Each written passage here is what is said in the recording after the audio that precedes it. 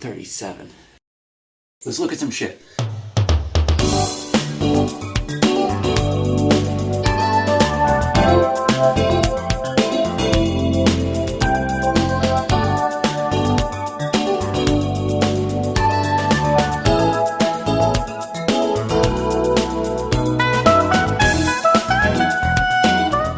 Well, we kept the cool ones, but you even got rid of some cool ones.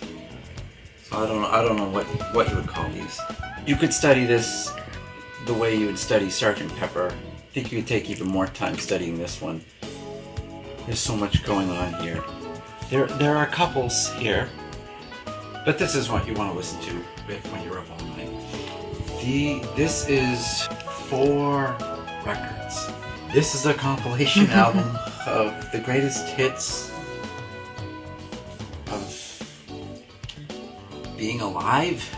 Well, I'm not gonna list them all. I guess you could look this up, but it goes from 1972 is the earliest one I'm seeing, to, I don't know, 1984, I guess would be the most recent one, which would be Almost Paradise,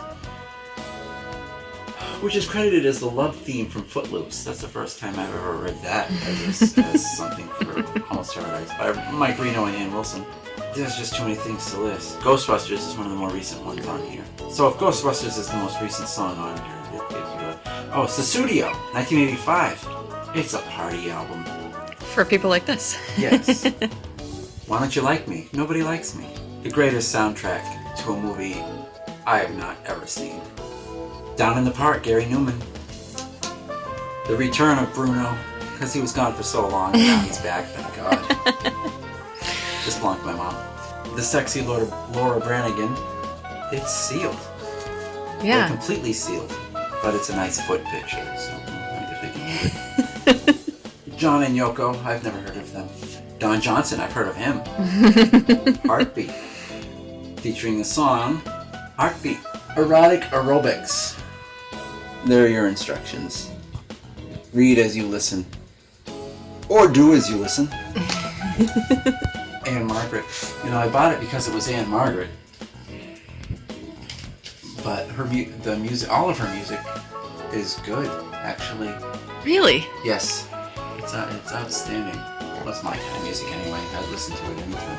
The best soundtracks of all time. This record skips, though, but if our child had been a girl, you would have been Jolene. Yes. Which is the very first song on side A. Oh, boy. Should I break it out? This is a reissue, a reprint, whatever you call it. Mel Gibson in Conspiracy Theory. Every time he sees a copy of Catcher in the Rye, he has to buy it. Every time I see this, I have to buy it. Because I've written about this at length. Not at length, actually. I wrote a paragraph about this once, which is probably for the best. Because I could just go on and on about this, because I don't know what else to say. It's my favorite. This is one of my favorite pieces of visual art, and it comes complementary with my favorite piece of auditory art. I've always loved collages, but even collages have their own different genres, and this is a specific. When I listen to the songs, I think about the poster. When I look at the poster, I think about the songs. There's no direct connection between each of these photographs. They're all different.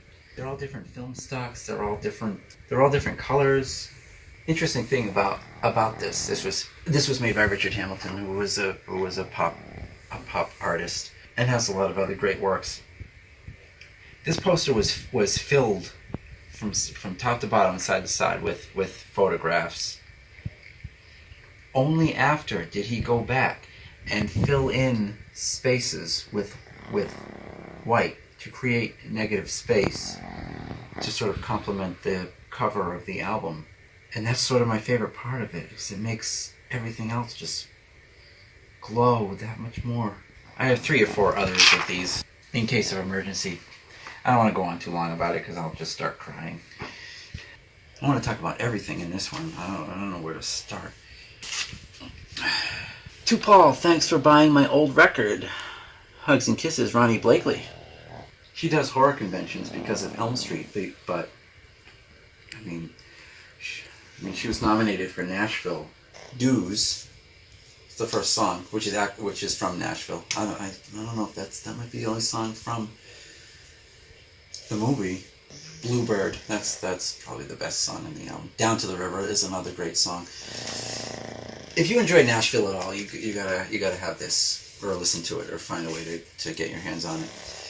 Christmas in the Stars, Star Wars Christmas album. Rudolph. Scrooge original. If you haven't seen this, fuck you. Here's an important song to us. A 12-inch single. On Our Own, Bobby Brown. That's it. That's the only thing on here. The Elm Streets. Christopher Young, Elm Street 2. The best Elm Street score from the best Elm Street movie. Says me. Still Wrapped. Dream Warriors by Angelo Badalamenti. I've never heard of him. Not to Be Outdone by Still Wrapped. Darken. Theme from Nightmare on Elm Street 3. There they are. It's Freddy. Dream Warriors. Back for the Attack. Paris is Burning. These are the 3 songs that are included. These guys are going to be big. Also, Still Wrapped. Freddy's Greatest Hits. This is an excellent album. All of these songs are great. I've written about this before. I have all these songs digitally, so I need not unwrap this. It is completely sealed, but join the Freddy fan club. Information inside. I don't know what this information looks like. I assume this is something you could find on the internet, and I'm happy that I own it in a tangible form.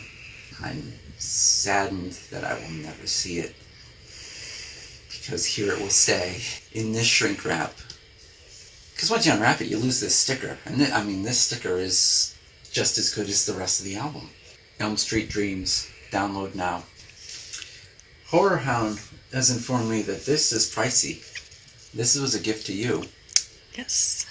Pricey or not, I don't care. This is one of the, I would say one of the first 5 soundtracks I ever bought. Not this one. I bought it on cassette tape because I just love the music. There's so many things to love about this movie, but the music was certainly one of them. And went out and bought the score immediately. And you loved it too, and we had that. So I got this for you. Supposedly worth big bucks. I don't know. I haven't researched that. Last Christmas. This is brand new. This is not an original. I don't know if there was an original, but God help me, I love it so. This is nice. Yeah. This is nicer. Yeah. This is part of the reason why I'm having it. This is some of the best poster art. Had this for a long time. I don't know if this is an original or not. There's no indication otherwise. Copyright 1974. I guess this is it. One of the best song tracks of 80s horror movies. Wall to wall, beginning to end. This is all excellent stuff. I hate the plastic sleeves. Good God. It's like a condom on a date you don't want to be on. We found this. You found this. We were together, but you pulled this out, and you're like, look at this. It features the hit single performed by Lamal. There he is, speaking of Elm Street 2. Look at that. It's fantastic. Lamal plus Giorgio Moroder equals a movie that should probably be on my top 100. This is better, much better than the movie. Howarth? Music from the soundtrack of Barry Lyndon, a film by Stanley Kubrick. I've not heard of him. This is one of my first vinyl records. And God, is it important to me. This just, all the artwork for this movie depicts chilliness and coldness, but God, as if this doesn't sound like hot humidity to me. Just because I watched it over and over again for a whole summer, where it was just, every day was just sticky and orange. And it just feels that way. You got a song called Florida Fantasy. If that doesn't describe it, I don't know what does. Speaking of, This one's in a special plastic that I put in, because this is a Japanese pressing of Suspiria by Goblin, and there are the goblins. Gotta put this on at least once during October with a dark red wine. So Sexist by Chemical People with cover model Gina Fine. I bought it because of Gina Fine, but the album is actually good. But the soundtrack is outstanding. Lent for promotional use only. Any sale or unauthorized transfer is prohibited and void. So it's the same day as Neverending Story? Or did you... Same day as They Live, I believe. This art's so good, though. Yep. I wish this were on the covers of VHSs and DVDs, etc. This is yours. Do you want to say anything about this? I don't remember where I acquired that particular album. I know that I had a poster for the film Manhattan that I swiped from Massachusetts College of Liberal Arts and had on my wall for a long time, and found out that, like, after years of deterioration, I ended up throwing it away and found out later that that poster in the original is so rare and worth thousands of dollars. That's so weird. I swiped posters from my college, too. Just another all-around great 80s soundtrack. This is great. Wow. Outstanding.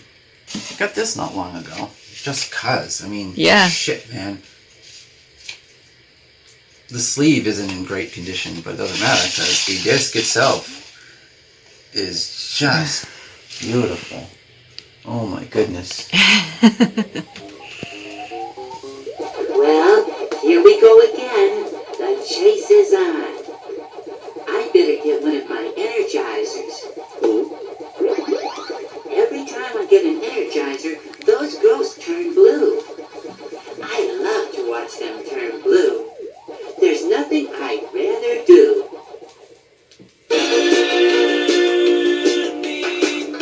Those other guys want you. Those other guys can't have you.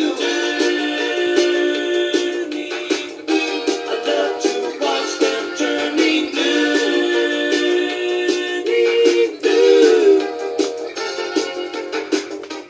When I think of what we could be, when I think of what we could do, everything's a possible dream. But nothing as hard as it seemed.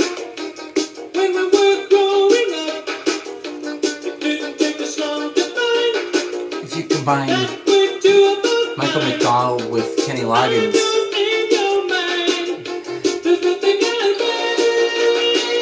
I know, it's got kind of a new wave feel too, though. that too. So if the Doobie Brothers were new wave, that's all Pac-Man is.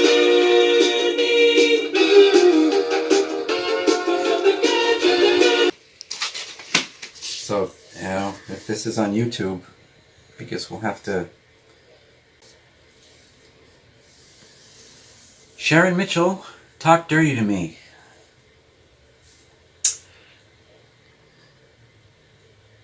Of all the things I have, I think this was one of my favorite things that I have left.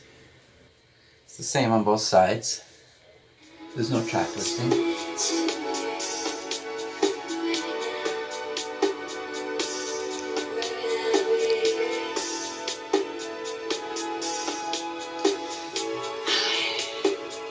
My name is Sharon Mitchell. You may recognize me from such juicy jewels as Joy, Heatwave, Sexcapades, and many more. But now I'm all yours, baby. Just you and me. It's time to sit back